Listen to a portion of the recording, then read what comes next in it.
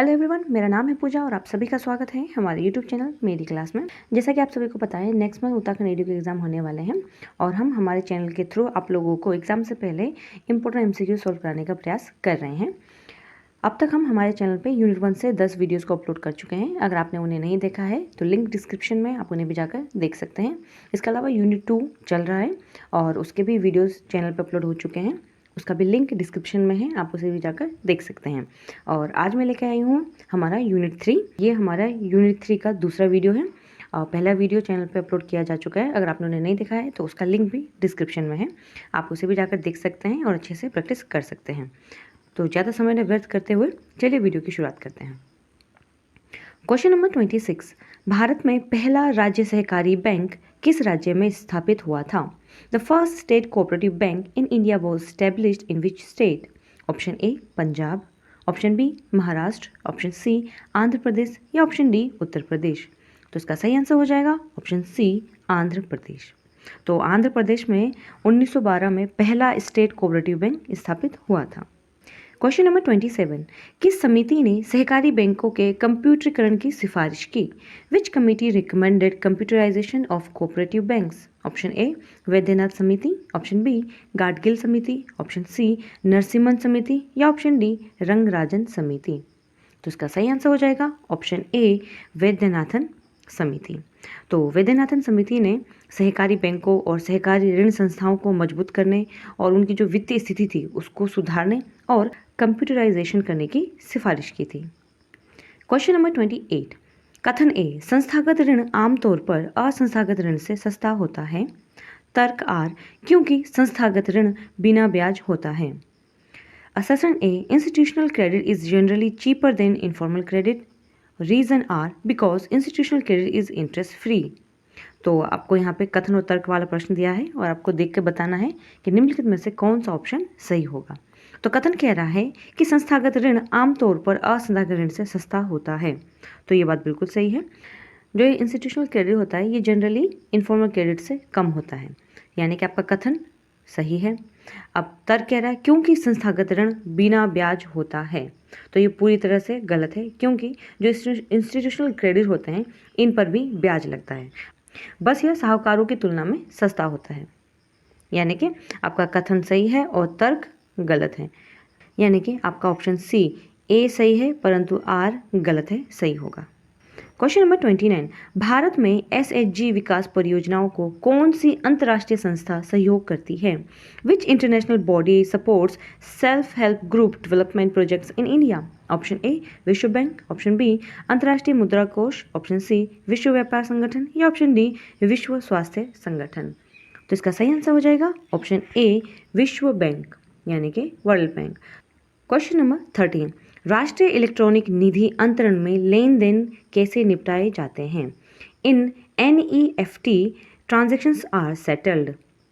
Option A वास्तविक समय में रियल टाइम पे, ऑप्शन बी बेच वॉर यानी कि बेच वाइज, ऑप्शन सी साप्ताहिक यानी कि वीकली या ऑप्शन डी केवल कार्य दिवसों पर ओनली ऑन वर्किंग डेज। तो आपको बताना है जो ये एनईएफटी है यानी कि नेशनल इलेक्ट्रॉनिक फंड ट्रांसफर है, इसमें ट्रांजैक्शन कैसे सेटल होते हैं।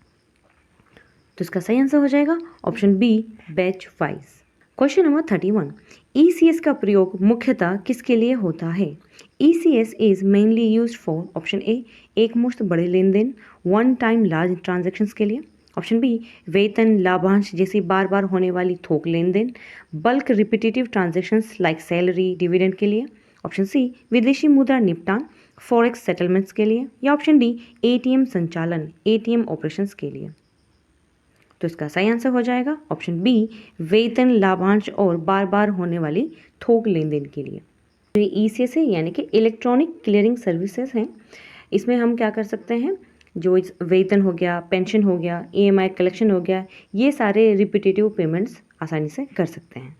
क्वेश्चन नंबर 32, किस समिति ने ऋण को विपणन सहकारी मार्केटिंग कोऑपरेटिव से जोड़ने को कहा? Which committee recommended linking credit with marketing cooperatives? Option A अखिल भारतीय ग्रामीण ऋण सर्वेक्षण समिति 1951, ऑप्शन बी नरसिम्हन समिति, ऑप्शन सी वोहरा समिति या ऑप्शन डी गाडगिल समिति।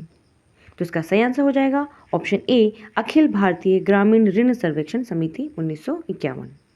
तो जो ये ऑल इंडिया रूरल क्रेडिट सर्वे कमेटी 1951 था, इसने सुझाव दिया कि credit must be linked with marketing cooperatives, यानी कि किसान को ऋण तभी दिया जाए जब वह अपनी उपज को सहकारी विपणन संस्था यानी कि मार्केटिंग कोऑपरेटिव के जरिए बेचे। क्वेश्चन नंबर 33, कथन ए, शीर्ष सहकारी बैंक सीधे किसानों को वित्त पोषण करते हैं। तर्क आर, क्योंकि वे राज्य स्तर पर कार्य करते हैं। Assertion A, apex cooperative banks directly finance farmers. Reason R, because they are the state level. तो यहाँ पे भी कथन और तर्क का प्रश्न है और आपको देखकर बताना है कि कौन सा ऑप्शन निम्नलिखित में से सही होगा। तो ध्यान से देखिए, कथन कह रहा है कि जो अपेक्स कोऑपरेटिव बैंक्स होते हैं वो डायरेक्टली फाइनेंस करते हैं फार्मर्स को। तो ये स्टेटमेंट बिल्कुल गलत है, क्योंकि जितने भी अपेक्स कोऑपरेटिव बैंक्स हैं ये डायरेक्टली नहीं करते, बल्कि किसके थ्रू करते हैं, DCCB या फिर आपका पैक्स हो गया, इनके थ्रू करते हैं। यानी कि आपका जो कथन है ये क्या हो जाएगा, गलत। अब तर्क कह रहा है क्योंकि वे राज्य स्तर पर कार्य करते हैं, तो ये बिल्कुल सही बात है। जितने भी अपेक्स कोऑपरेटिव बैंक्स हैं ये स्टेट लेवल पर कार्य करते हैं, यानी कि जो आपका तर्क है वो क्या है, ये सही है। तो आपका ऑप्शन डी करेक्ट आंसर होगा। ए असत्य है परंतु आर सत्य है। क्वेश्चन नंबर 34, तत्कालिक भुगतान सेवा प्रणाली का संचालन कौन करता है। In immediate payment services which organisation operate the system. Option A, भारतीय reserve bank of India. Option B, भारतीय राष्ट्रीय भुगतान निगम, national payments corporation of India यानी कि NPCI, या ऑप्शन सी, नाबार्ड, या ऑप्शन डी, भारतीय प्रतिभूति और विनिमय board, securities and exchange board of India. तो इसका सही आंसर हो जाएगा option B, NPCI। Question number 35, electronic समाशोधन सेवा को धीरे धीरे किससे बदला जा रहा है। ECS यानी कि electronic clearing services is gradually being replaced by option A, UPI, option B, NACH, option C, RTGS, या ऑप्शन डी, नेट बैंकिंग। तो इसका सही आंसर हो जाएगा option B, NACH, national automated clearing house. Question number 36, कथन A, NEFT और ECS दोनों batch for settlement system है। तर्क आर, क्योंकि दोनों क्लियरिंग से पहले ट्रांजैक्शंस को इकट्ठा करते हैं। Assertion A, NEFT and ECS are both batch wise settlement systems. Reason R, because both aggregate transactions before clearing. तो आपको बताना है कथन और तर्क को देखकर कि निम्नलिखित में से कौन सा ऑप्शन करेक्ट है। तो ध्यान से देखिए, कथन कह रहा है जो NEFT और ECS है दोनों बैच वाइज सेटलमेंट सिस्टम है, तो ये बिल्कुल सही बात है। जो आपका नेशनल इलेक्ट्रॉनिक फंड ट्रांसफ़र और ये जो ECS है यानी कि इलेक्ट्रॉनिक क्लियरिंग सर्विसेज हैं, ये दोनों ही बैच वाइज सेटलमेंट हैं और इन दोनों में ट्रांजैक्शन को एक निश्चित समय तक एग्रीगेट किया जाता है और फिर क्लियरिंग और सेटलमेंट बैच में होती है। यानी कि आपका जो ये आर है वो भी सही है और ये ए की सही व्याख्या कर रहा है। तो आपका ऑप्शन ए और आर दोनों सही है तथा आर ए का सही स्पष्टीकरण है, सही आंसर होगा। क्वेश्चन नंबर 37, किस समिति ने किसान क्रेडिट कार्ड योजना की सिफारिश की थी। किसान credit card scheme was recommended by which committee. Option A, Radhakrishnan समिति, ऑप्शन बी, RV गुप्ता समिति, ऑप्शन सी, नाबार्ड विशेषज्ञ समूह, या ऑप्शन डी, नरसिम्हन समिति। तो इसका सही आंसर हो जाएगा ऑप्शन बी, RV गुप्ता समिति। तो RV गुप्ता समिति ने 1998 में KCC स्कीम को रिकमेंड किया था। क्वेश्चन नंबर 40, भारत में राष्ट्रीय इलेक्ट्रॉनिक निधि अंतरण किस वर्ष शुरू हुआ। National electronic fund transfer was introduced in which year in India. Option A 1999, option B 2001, option C 2005, या ऑप्शन डी 2006। तो इसका सही आंसर हो जाएगा option C 2005। Question number 41, RuPay card किस वर्ष लॉन्च हुआ। RuPay card was launched in option A 2009, option B 2012, option C 2014, या option D 2016।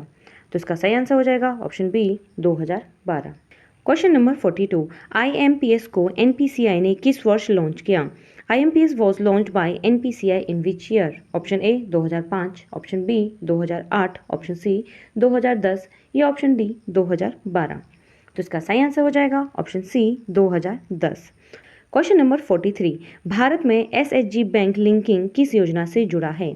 Which scheme promoted SHG bank linkage in India. Option A SGSY, option B MNREGA, option C PM Kisan, या option D IRDP। तो इसका सही answer हो जाएगा option A SGSY। Question number 44, FASTag किस technology पर आधारित है। FASTag is based on which technology. Option A NFC, option B RFID, option C Bluetooth, या ऑप्शन डी QR कोड। तो इसका सही आंसर हो जाएगा option B RFID, radio frequency identification. तो जो फास्टैग होता है इसमें RFID टैग होता है जो टोल बूथ स्कैनर से लिंक्ड होता है। क्वेश्चन नंबर 45, भारत में पहला पेमेंट बैंक कौन सा था? Which was the first payment bank in India? Option A Paytm payments bank, option B Airtel payments bank, option C India post payments bank या option D Jio payments bank. तो इसका सही answer हो जाएगा option B Airtel payments bank. Question number 46, आवश्यक वस्तु अधिनियम में 2020 के संशोधन का क्या मुख्य पहलू है? What is a key aspect of the 2020 amendment to the Essential Commodities Act? Option A सभी वस्तुओं को सूचीबद्ध करना, list all textile, option B किसी भी वस्तु पर स्टॉक लिमिट लगाना, stock limits on any commodity any time, option C कुछ कृषि उत्पादों को इसेंशियल सूची से बाहर करना, D register some agriculture products from the essential list या ऑप्शन डी करों को बढ़ाना, इंक्रीज टैक्सेशन। तो इसका सही आंसर हो जाएगा ऑप्शन सी कुछ कृषि उत्पादों को इसेंशियल सूची से बाहर करना। क्वेश्चन नंबर 47, पीएम आशा योजना यानी कि प्रधानमंत्री अन्नदाता आय संरक्षण अभियान के अंतर्गत कृषि उत्पादों की खरीद में किस उद्देश्य की चर्चा है? What is the intention under PM Aasha scheme regarding procurement of agriculture produce? Option A सिर्फ दलहन की खरीद करना, to purchase only pulses, option B उपज की सीलबंद पैकेजिंग पर ध्यान देना, to focus on seal packaging of produce, option C दालें तिलहन खोपा इत्यादि की MSP के अनुसार खरीद सुनिश्चित करना, to ensure procurement of pulses oil seeds copra etcetera at MSP या ऑप्शन डी केवल गेहूं और चावल की खरीद, to purchase only wheat and rice. तो इसका सही आंसर हो जाएगा ऑप्शन सी तिल दलहन खोपरा इत्यादि की MSP के अनुसार खरीद सुनिश्चित करना। क्वेश्चन नंबर 48, कथन ए स्थानीय क्षेत्रीय बैंक RBI अधिनियम 1934 के तहत स्थापित किए गए हैं। कारण आर वे सीमित क्षेत्रों में ग्रामीण व अर्ध शहरी लोगों को ऋण उपलब्ध कराते हैं। तो असर्शन ए है local area banks are established under RBI act 1934। Reason R they operate in limited areas to provide credit to the rural and semi urban people. तो आपको कथन उत्तर को ध्यान से देखना है और बताना है क्या सही है। तो कथन कह रहा है कि स्थानीय क्षेत्रीय बैंक RBI अधिनियम 1934 के तहत ही स्थापित किए जाते हैं, तो ये बिल्कुल सही है। और रीज़न है कि वे सीमित क्षेत्रों में ग्रामीण और अर्ध शहरी लोगों को ऋण उपलब्ध कराते हैं, तो ये बात भी बिल्कुल सही है। यानी कि आपका जो कथन है और तर्क है दोनों सही है, यानी कि आपका ऑप्शन ए सही होगा। Both A and R correct and R is the correct explanation of A. Question number 49, farm budget 2025 में खेती सहित ग्रामीण क्षेत्रों की आय बढ़ाने के लिए क्या एक मुख्य सिफारिश थी? One major recommendation in farm budget 2025 to increase income in agriculture and rural area was a MSP की कानूनी गारंटी देना, बी बायोफ्यूल प्रमोशन करना, सी केवल खाद्य उद्योग को सब्सिडी देना या ऑप्शन डी कृषि भूमि बेचने की अनुमति देना। तो इसका सही आंसर हो जाएगा ऑप्शन बी बायोफ्यूल प्रमोशन करना। Question number 50, essential commodities act 2020 ने सभी कृषि उत्पादों को इसेंशियल कमोडिटी घोषित किया और तर्क है इससे किसानों को उपज को स्वतंत्र रूप से बाजार में बेचने की छूट मिली। Assertion A essential commodities act 2020 declared all farm products are essential commodities. Reason are this gave farmers freedom to sell their product in open market. तो ये कथन और तर्क वाला है, तो आप इसे ध्यान से देखिएगा। तो कथन कह रहा है इसेंशियल कमोडिटीज एक्ट ने सभी कृषि उत्पादों को इसेंशियल कमोडिटी घोषित किया, तो ये गलत है क्योंकि अमेंडमेंट ने कई उत्पादों को इसेंशियल सूची से हटाया भी है ना, यानी कि आपका असर्शन गलत है। अब रीज़न है इससे किसानों को उपज को स्वतंत्र रूप से बाजार में बेचने की छूट मिली, तो ये बात बिल्कुल सही है। इसेंशियल कमोडिटीज एक्ट के तहत किसानों को अपने उपज को स्वतंत्र रूप से बाजार में बेचने की छूट मिली थी। तो आपका क्या हो गया है, असर्शन तो गलत है लेकिन रीज़न सही है, यानी कि ऑप्शन डी इसका करेक्ट आंसर हो जाएगा। ए असत्य है परंतु आर सत्य है। तो इसी के साथ हमारे यूनिट 3 के 50 MCQs यहाँ पे कंप्लीट होते हैं। आई होप ये सारे प्रश्न आपके लिए यूज़फुल होंगे। अगर आपको हमारे वीडियोस हेल्पफुल और यूज़फुल लगते हैं तो आप हमारे वीडियोस को लाइक करें, कमेंट करें और चैनल को सब्सक्राइब करें। मिलते हैं नेक्स्ट वीडियो में। Thank you so much.